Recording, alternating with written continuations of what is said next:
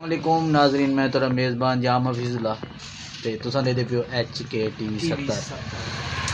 अज साडे नाल साडे प्यारा भीरा शबीर अहमद साहब मौजूद हैं। अज उठा दुकान ते हैं ते असां को रिक्वेस्ट की है कि यार साहब को ना अज ढोल सुना ते वो भी साहब आके जो इंशाल्लाह मैं तो बड़ा ढोल ते असां भी उनका ढोल सुन ते तुहा को भी सुने।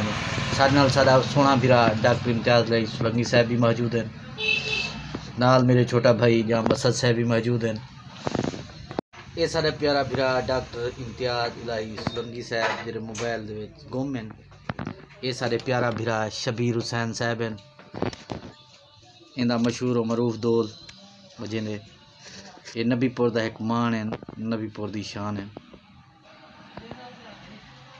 वालेकुम। वालेकुम सलाम। हाँ शबीर हुसैन साहब को आज क्या सुनेदा पिया दा? आज से सखी दी धमाल सुनवेंदा पिया सरकार। अच्छा हुंदे बाद जेड़ा कुछ असी पीछे वाला सुनवेंदा हम सा। ठीक है, मेहरबानी सुनाओ।